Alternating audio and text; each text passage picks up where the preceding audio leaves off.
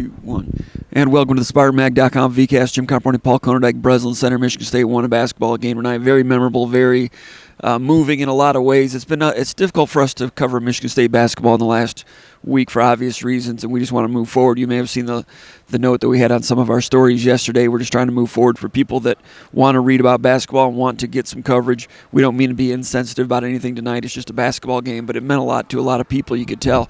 Paul, I thought it was memorable tonight. Pre-game was somber, of course. The crowd, you could tell, like the student sections, they wanted to have a good night. You know, they were into it. I was watching the way they were acting. The music tonight, I thought was, I don't know if you noticed, but I thought that it was uplifting and happy music even before the pregame ceremony. And you know, they always play some songs over and over every game, but there were other songs that I thought were like happier songs. You could tell that they were selected that way, you know, trying to get people to move on. I don't know. I don't want to put words in Michigan State's mouths about what they're trying to do, but it was an important game in some ways for whatever a basketball game can be to a community.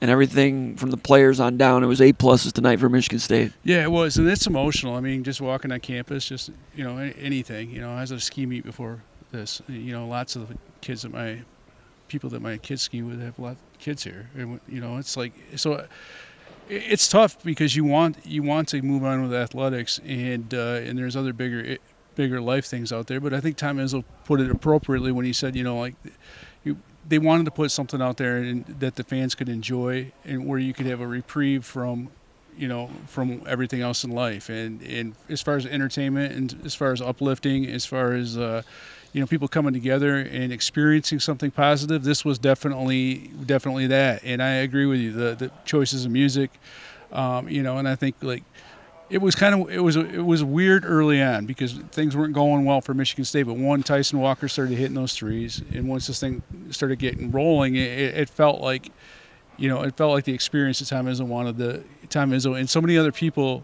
students, you know, people that work in this building, wanted the experience. Fans in general. I mean, it felt like a collective experience, and it was a good experience for everybody. And I think this team needed it. I think this team, and I think the university, and I think the fans needed it. It felt like that here. I can't speak to what it felt like at home for people that were watching it on TV or watching it in a watering hole.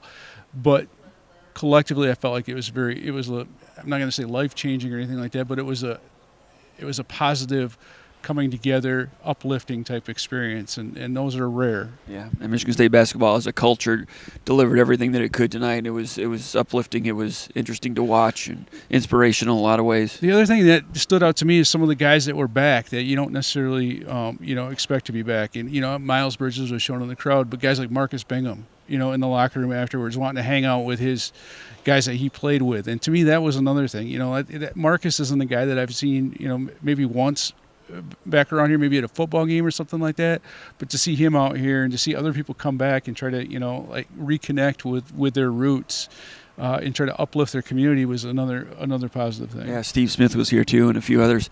Memorable night, and Michigan State played some good basketball. And you know, Izzo didn't come out and say it after the Michigan game in so many words, but I think I don't want to say focus was not all there 100%. Izzo's kind of indicated that. I'll say that having been there, just the guys at the podium afterwards. You watch the interviews afterwards, and it felt. I'm not going to say it felt like they're forced back into it, but it was like a forced normalcy. They weren't ready for. They were ready to get on and to move back into normal, normal basketball procedures, but mentally they were not there. You know, physically they weren't there, and you know, the focus, the grind, all that stuff that you need to win at a high level on the road wasn't there because they weren't emotionally ready for that, in my opinion. My observation was they were there kind of in spurts. They played well at times, but like when Izzo, but they had to work. I agree with you, but they had to work so hard to be. You know, it's a lot different. It's a lot when you have to force yourself, and when you have to work so hard to be normal. That's what it felt like, and it felt like it was kind of like I don't want to say contrived, but I want to say they had to focus on being themselves, and you can't win games on the road like that. Yeah, and like Izzo mentioned in the Michigan game, you know, A.J. Hogarth's technical foul early in the game. It didn't cost them the game, but it was a little bit. It was some slippage there, and that's what I wrote about it that night. There were other areas that night where guys, like Izzo says, everybody handles it differently. It just wasn't quite, all there for obvious reasons, understandably, and their minds thought they were ready to play, but you could just see in that task against a pretty good team, it wasn't all there. So they came into this game wanting to go for all 40 minutes and stay focused the whole time. Also in that Michigan game, when Michigan State was playing well, you could tell that they weren't really celebrating. Would you agree with that? They would a little bit here and there, but it was kind of reserved. It was reserved, but they were different. I'll say they were different. The one area where they were completely different it was defensively.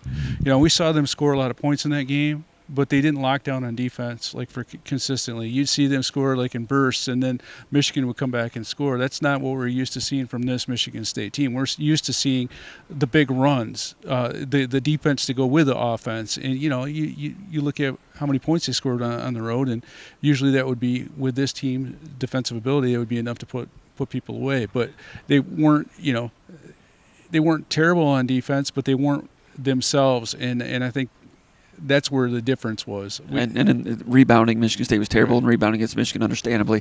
There was that one possession where Michigan had 6 offensive rebounds, and Malik Hall gave up 3 of them. Not egregiously, but he just didn't get to his guy 3 times. That's not the way it's done at Michigan State. That's not the way Malik Hall does it. That's just a little bit of the fog thing, the fog element, which is understandable. And it was just hard for those players. You could tell if you know them well, and Michigan State fans know it, probably could see it. It wasn't 100% on like it needs to be for a Big Ten road game, especially one like that. So Izzo was trying to get them to be 40 minutes on for this entire game. Started out poorly, but they were on from start to finish. And Malik Hall played, cracked a smile here and there while he was playing. But Tyson Walker, Michigan State was down 12-3, and then they were down by 8, something like 20-8, 20-12, or something like that. Tyson Walker, 4 3-pointers in the last 6 minutes of the first half. Is that what it was? Last 6-16 or 6-14 was his first 3-pointer. And I'll tell you what, they were not playing well on offense, or even on defense to some extent. And as he has for so many times this year, he saved them. But the thing that was really intriguing to me is I felt like the guys that were defending him, and they're not bad. Trey Galloway's not a bad defender, but he's not a great defender. Tamar Bates coming off the bench is not a great defender, and I felt like Tyson Walker, I'm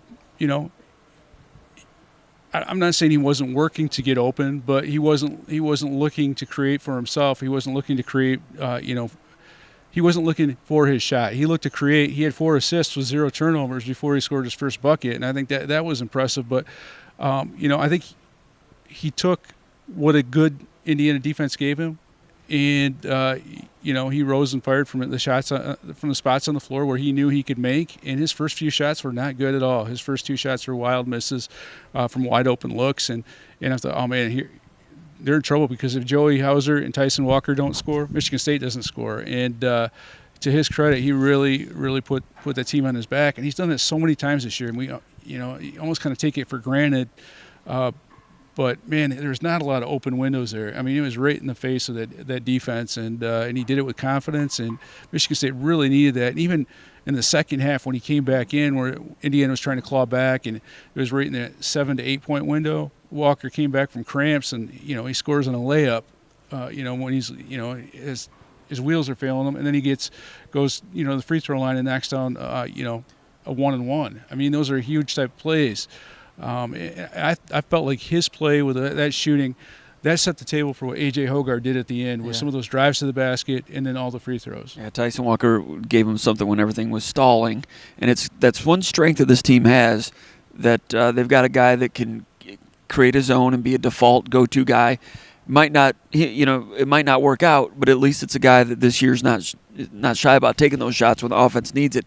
Tonight it was instant offense at home, a little bit similar to what he did against Purdue, almost carried them to victory in that one. But Walker, who I think battled a little bit of some illness earlier in the week, or late last week, that might have led to some cramps, I'm not sure. But yeah, it's a senior. It's a guy that's taking some big shots, and as this team plays bigger and bigger games as the season moves along, it's quite a weapon. And Tyson Walker, his best moments might still be in front of him. Hogard today, good with the drive. Izzo said one thing he was happy about today was guys, taking it to the hole, getting to the free throw line. Michigan State was, 18 out of 19 from the free throw line. Hogard strong down the stretch.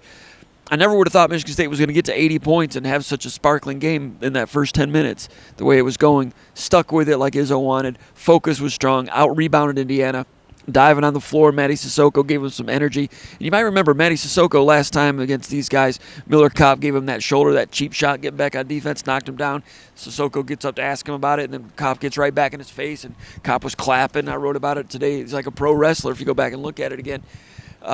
Probably not a coincidence that we saw a different version of Sissoko today. It didn't really come out maybe until the second half, but diving on loose balls, deflections, pretty good low post defense. Big rebound, big block shot, big offensive rebound kicking out over here to Akins for a three-pointer that stretched the lead back to, I think, 10 or 11 with about 7 minutes to go, and Michigan State was up by at least 9 the rest of the way. That was the one that really stuck at Indiana. But Sissoko was different tonight, Paul. Yeah, and I think one of the things that really helped was that the best lob that Hogard's maybe thrown all season long. People talk about Marty's hands, and they say that their hands aren't very good. But you look at some of the lobs that have been thrown to him, and the key to throwing a lob is for a guy to be able to get it on the way up, and it was not an easy pass. That was one of the harder passes, for a lob that I've seen. And Monty went up and got that, and there's something confidence building in that because that's something that he can give them. He can play above the rim. He can get tough rebounds, and man, he did some really good things tonight. I thought one of the more impressive plays, and was that where he went in range, rebounded, and he knocked his teammate Joey Hauser into the next zip code. Now he got Hauser in the cheek, and it's a good thing he got him in the cheek because if he would have got him in the nose, Hauser would be wearing one of those nasty plastic masks in the next game. But that kind of hustle play, those kind of type deals, those are big deals. And the box outs were crisper today. I think Monty felt good about himself because you don't have Carson Cooper to come off the bench in this game with the hurt ankle. You're rolling against the best big man, in my opinion, one of the most dangerous big men in the country, and Trace Jackson Davis, one of the most athletic guys. You're rolling with two dudes, Monty and Jackson Kohler. You're mixing in some other defense, and Joey Hauser's doing a great job helping out. But you're sink or swim with those two guys, and there's something very fulfilling about being able to rise to the occasion. It's the same thing that he did when he played really good against Kentucky. Playing good in the matchup, a difficult matchup, is a good thing. And you look at Trace Jackson Davis. Yeah, he put up some good numbers today, 19 points and 7 boards, 1 offensive rebound. And where Jackson Davis really goes off and has those 30-point games is when he's getting 15, 16, 17 rebounds, and he didn't do that today. Both Jackson Kohler, both Mady Sissoko, and whoever was at the 4 did a really nice job on arguably the best player in the Big Ten. Yeah, Jackson Davis was an 8 out of 13. So he missed 5 shots, had a lot of post touches, missed 5 shots, had 7 turnovers. I mean, there are a couple times when they went to him when he made a shot, made it look easy. It's like, oh, man, he can just take over. And that was kind of the specter of what happens if he does just take over. First possession of the second half, had an avenue to the rim and missed the shot, I think. He had a couple roll off the rim. So he's an excellent player. Everybody knows that. 19 points, 7 rebounds. Those are below averages for him. For Indiana to win this game on the road, they needed him to play better. And that's a lot to ask, to say someone scores 19 and it wasn't quite good enough, but that's how good he is, and that's what they need from him. That's what they expect from him. And the thing where he wasn't as good is where a lot of those turnovers came were like passes where maybe his teammates could have helped him out a little bit. Some of those were turnovers, but Trace Jackson Davis does a heck of a job, I think, as a passer.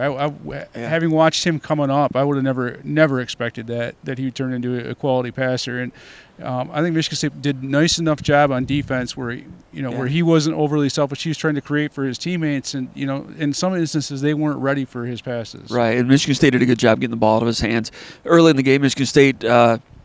On this dribble, I think it's usually the second dribble, they shot the double team over to him, and he was doing a good job picking it up and getting it out for assists or extra pass assists, and it wasn't working out well for Michigan State. So Michigan State changed their coverage about 9 minutes into the game, where instead of sending a double team over there on the second dribble, they had a guard kind of in the area. Like that's how they played it in Bloomington in the first meeting. Just kind of in the area, like not committing to a double team, not committing to digging, but close enough to make Davis keep an eye on it. And it just kind of made him read it, and he wasn't really sure. And sometimes he got it back out, but sometimes he threw interceptions off of that. Sometimes he realized that it was going to stay single coverage, and he went to the rim and scored. But Michigan State changed it up often enough.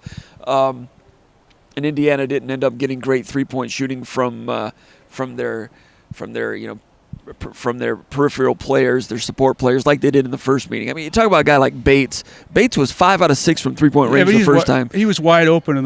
He only played 12 minutes tonight. Right. He's only hit like 2 3-pointers since then in the last 9 games. But he is, Tamar Bates, if you familiar with him coming up, or you're familiar with him, he is a guy that has the ability. He's one of those guys where if you leave him open and you let him score, get a shot early, that's what he can do. I think the whole thing with Trace Jackson Davis tonight. They changed up to away from that double team when Kopp hit the one in the corner, and then prior to that it was Trey Galloway hit the other one. But they went back to the double team in the second half at times, and it worked when they went back to it. So I mean, it was a pretty good deal. I talked to Joey Hauser about that a little bit. He felt like it was too easy to get the ball. At times there wasn't quick enough rotation over there. It felt like it was too easy to get the ball in the corner. They didn't necessarily feel like the coverage was good enough. But in the second half, I think the double team in the rotations and everything, I think that was better in the second half. I thought Michigan State also got out on the guy throwing the entry pass. Michigan State usually plays it, a little more conservatively, little pack line. So against Purdue, that's always a problem.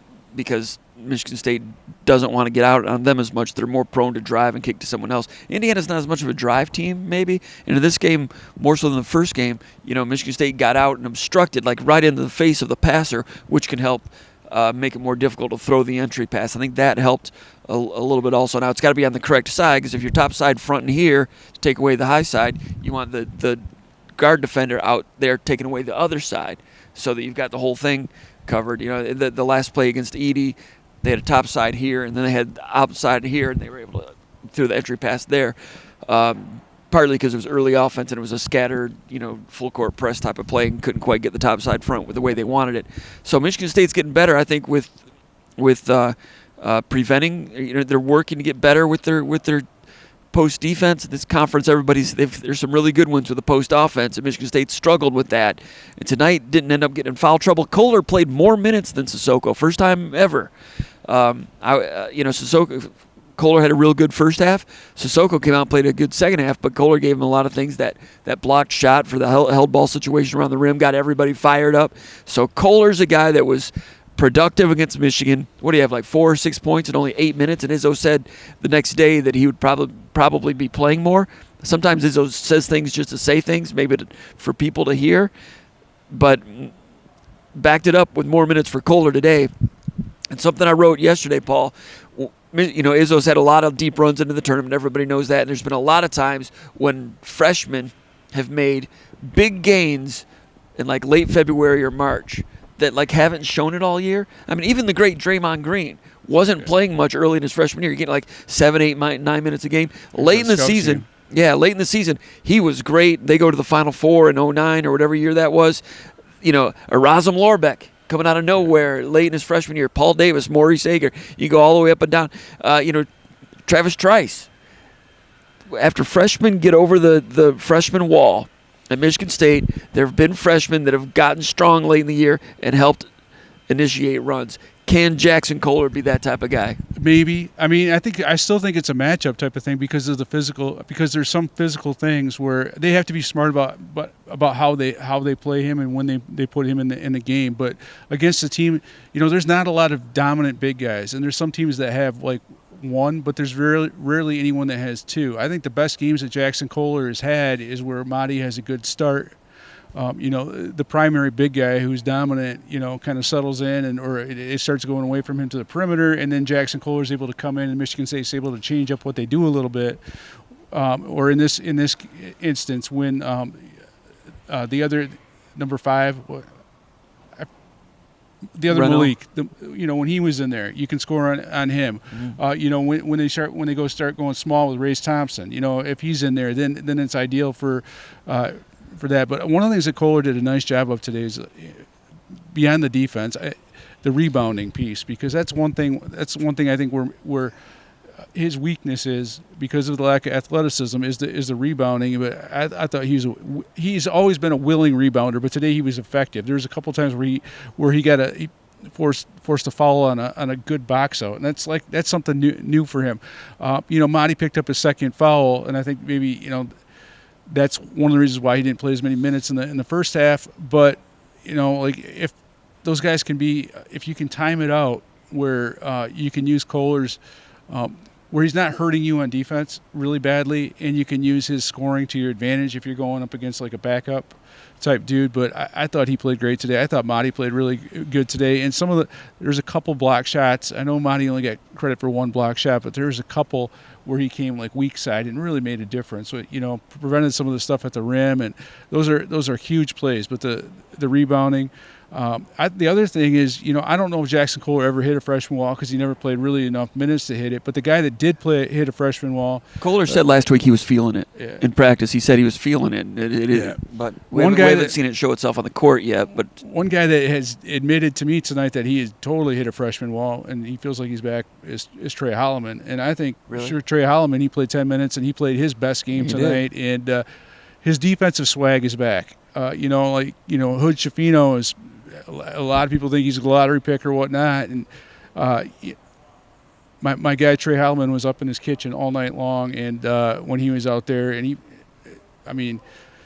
Holloway played really, really good tonight, and that's another little piece. He ran the team. He obviously he had the 3-point play that was big, but he ran the team. He looked confident doing it, and he's got his confidence back. And Hogard only plays 28 minutes, so it's an efficient, strong 28 minutes. So by doing that, Hogard didn't, after all these Big Ten games, I look at Hogard, and he looks like he's falling asleep in the locker room because he's so tired. In this game, not so much. I think he's got, and it helps, it helps when the defense is loosened up. He was able to. Helps his defense, helps the transition game, which had some sparks today out of nowhere. Right. What he was able to do at the end of the game, he was able to drive to the basket without over-dribbling for the most part because Tyson Walker and Joey Hauser and Jaden Akins, those guys were scary enough as three-point shooters to make it easy for Hogard to get to the basket. It's been a while since he's been able to do that easy. Now, he couldn't have done that, in my opinion, in the first half because Michigan State's not making shots. It is clogged up a little bit, and so that it was nice to see AJ be able to do that. And there's some times when Indiana was threatening to get inside of inside that double-digit threshold, and Hogard had some of those timely buckets. And Izzo mentioned after the game that getting that rotation together is important. And Hogard is strong at the end of the game. He's a physically strong guy anyway, but if you can limit him below 32 minutes. That was the hallmark of Mateen Cleaves. He would only play 32, 33, maybe 31 minutes in a lot of those games, but was so strong in the last 5 minutes of games. And you make better decisions, and I think in the defense. The beauty of today's game is like Tyson Walker was the primary scorer, right? He was the guy that they had to get the ball, But at the end of the game, you look up and lo and behold, where does A.J. Hogard finish? 1 point behind him. So, in the past I've seen instances, and I don't want to be this as negative to A.J. Hogard, but when Tyson Walker's going off, there's times where it looked like A.J. Hogard was like, hey, now I need to get mine. But if your teammate is going off, it opens things up for you later, and I think A.J. Hogard experienced that. He can put up bigger numbers if he's fresh. And he shared it with Walker. When Walker was getting hot, there were times when Hogard knew he was going to Walker, but just setting up the angle for right time to get it back over to him. Backcourt sharing the ball and Walker knowing it. Those two guys could be a headache for opponents. We're at the end of the season. We keep waiting for this team to all come together and put the pieces together. And, maybe then we'll never completely come together, but there's a better team in there than even what they showed tonight. They were good tonight. I think this team is further together than we realize. And, maybe I'll be proven wrong in postseason play, but, there's a lot of if I was, if I'm a high seed, if I'm like a 1 or a 2 seed, Michigan State's not the team I want to play. A lot of people are talking about who's going to make it into the second weekend and then say tournament. Right. Nobody's talking about Michigan State, and for good reason at this point, unless you know the history, Right, and you know what some of these veterans could possibly be capable of. Well, the other thing is, you just don't see Michigan State. You don't see Tom Izzo when he's got quality guard play, point guard and a shooter. Like you look at those two, like and a stretch four. Right. I mean, those are like three. Like, okay, you got a great point guard if he plays within himself. You've got, a Travis Trice plus type of guy, and he's better. I'm sorry, Tyson Walker's better than Travis Trice because Tyson Walker plays defense. He does it on both ends of the floor. And I think at sometimes he's better at point guard than Trice. But you got the ingredients, that we've seen for runs, and it usually is a guard's game. And these guys, and you've got other guys coming along. And the defense and the rebounding should be there in most cases. You would think so. And then you've got Malik Hall still trying to find where he fits. Today playing the three most of the way, and that was something new in the beginning of the season that you and I talked about. It was kind of an experiment. I wasn't sure it was going to stick because I didn't think he could play defense at the three. He's shown that he can do that, although he missed the 14 games or whatever it was. But today there were times, something that's a problem with the offense that I don't know if it'll ever come around. But Michigan State runs their offense, and one of the components is a post player getting position, calling for the ball. When it's Sissoko, nobody's giving it to him. Maybe for good reason. Maybe they don't trust that he's going to score. They don't trust he's going to catch it. I don't know. We've seen him in practice and in some games. Once in a while, he hits a jump hook and looks magnificent. Is it enough for him to get more post touches? I'm not sure. But when an offense is running and they're looking at a guy posting up and it's never going in there, right. It's like then it's easier for the defense to get out on the perimeter like Indiana did to take away some three-pointers earlier in the game. The post, and then when Kohler gets in there, he can do more with the ball, but he's not getting the post entries either. And Malik Hall has always been a 4, and Michigan State doesn't do post entries with 4. They don't do much high-low, and he's been a 4 his whole life pretty much, I think. So being a quote-unquote perimeter player as a 3 is new to him offensively in some ways, including the mindset of delivering an entry pass. Malik Hall's not delivering many of those entry passes. He won't do the entry pass, calls him out for a ball screen and tries to go work facing up. It's willful, man. He's trying to do what he can and what he's done in the past, but the post-entry part of the offense is something here late in the season I think they need to get to be part of it. But Malik Hall is still trying to figure out where he fits, in my opinion. He's got a lot of talent, and like Izzo said, if he ever can get into fully joining the party, the team can really take another step. Yeah, I don't know if it's ever going to happen. To me, I think it's telling that Jackson Kohler got his first 2 post buckets in this game when Malik Hall was checked out of the game. And I'm sitting there saying A.J. Hogarth's feeding the post. Now, in the past, I would say that A.J. Hogarth, one of his issues is he doesn't feed the post.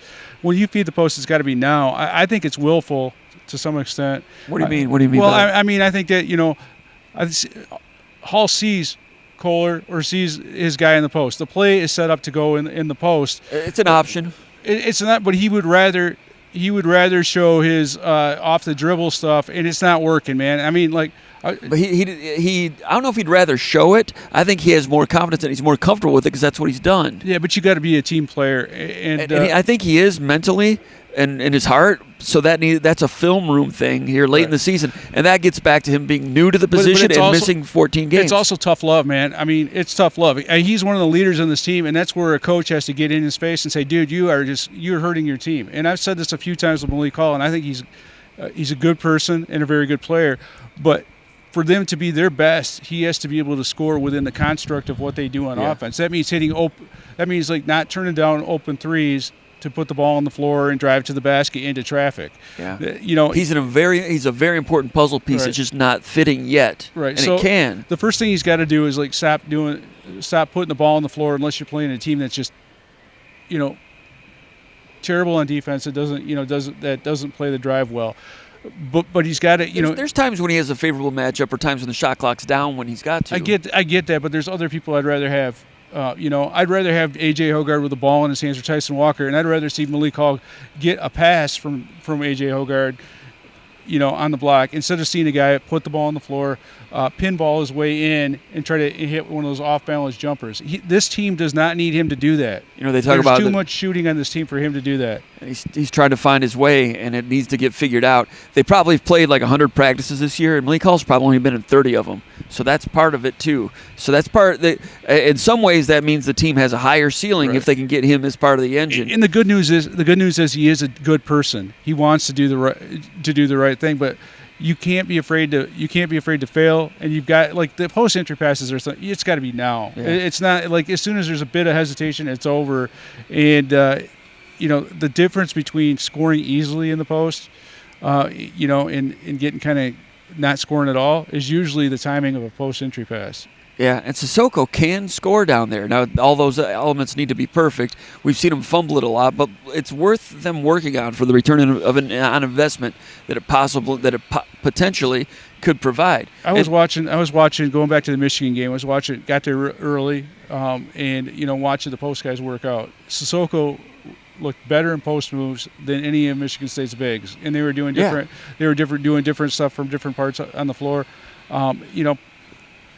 He looks magnificent once in a while with some of those hook shots. Right. You might not see it in games. I'm just talking about he's got it in his. But we've seen it in games too at times this year, but I think the start for him today is like offensive rebounds, putbacks, those type of things. But and Izzo is big on establishing that post, like Chuck Daly's school. Get it to James Buddha Edwards' first possession of each game. But he did get it inside earlier in the year. I mean, it's not I'm surprised they haven't scripted that. They used to do that with Andre Hudson and others. We're going to get it down low early. Marcus Bingham would get a touch of the first 2 or 3 scripted plays of a game.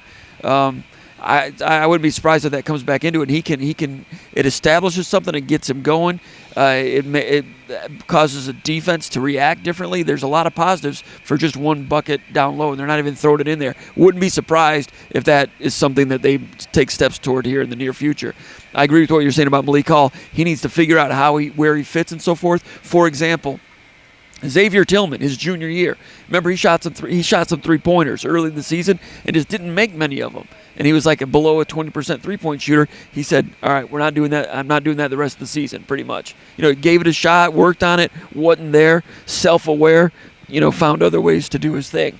Malik Hall's still finding ways to do his thing, and if it catches, it'll just take this team further. He had a couple times where he was very fundamentally sound. He had that one drive early in the game, and he rose like really under control. The thing that he needs to just curtail for a while is that fadeaway, like signature stuff. That I don't care if you were able to do that in the past. You're not playing on a team that doesn't have people that can score. Yeah, and so that's Izzo's not a fan of fadeaway shooting.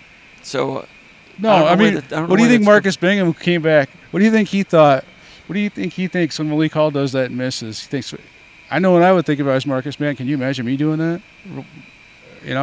I'm not saying that, like Malik Hall's made a lot of those shots, but they need him to be more fundamentally sound so he can fit within the scope of the offense, like the normal offense, and that'll help Michigan State be better as a team. And there will be times where he has to make the crazy shot.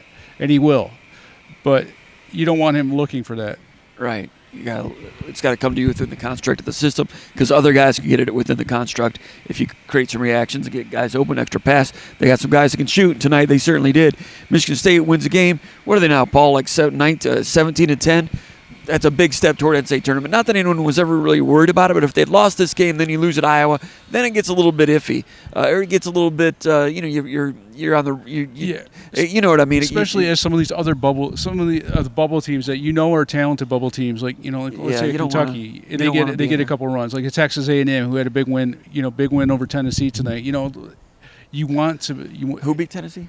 Texas A&M. That was another team that was kind of on the bubble type thing. Mm-hmm. So you don't want to get left behind, and I know they say that conference records don't matter, but anytime you have a chance to win against a quality opponent in Indiana, it's a big deal. And Michigan State did take a step forward, and they're headed in. They're getting. They can't lose out, but this was nice. You don't want to get stuck on 16 wins for too long. And also, you don't want to go on a losing streak after experiencing what they've experienced in the last week. And then the psychology of that. Is that the reason why why we're losing, that type of thing. So this is a big win for Michigan State, and that Iowa game is not going to be easy. It's hard. At Nebraska is going to be difficult too. So Yeah. you got Ohio State and Minnesota coming here. At least 2 more wins, I would imagine. So then you're getting into that territory where you could hunt toward being a 5 seed or a 6 seed. If you could like split the Iowa Nebraska game, even get both of them. Michigan State right now is in a 6-way tie for 4th place. If you can finish 4th, then you get a double bye in the Big Ten tournament. You don't have to play till Friday. That's the big thing to get into 4th place. Michigan State's the only team in the Big Ten that has played Purdue twice and has not played Minnesota. I mentioned that in a story yesterday. If that had been reversed, if they'd played Minnesota twice and had not yet played Purdue, they'd be 10-5 right now, Paul, and they'd be probably in the top 25. That's the thing that you get when you have an unbalanced conference schedule, and that's always a crapshoot. Sometimes it helps you, and sometimes it doesn't. And this is one of those cases where it definitely doesn't. But nice step, good team. Michigan State beat tonight, and Michigan State can still be a good team. They're still working toward it. Like Izzo says, they're running out of times. Running out of games. 30 games, get your crap together. They've only had all their pieces for a short amount of time, but it's enticing. It's interesting. We're heading toward March, and Michigan State's playing some pretty good basketball. Memorable night tonight. Congratulations to them and everyone else involved. Big night in East Lansing tonight. Anything else, Paul? For Paul Konyndyk, my name is Jim Comparoni. You've been watching the VCast from East Lansing, Michigan, the Breslin Center for SpartanMag.com.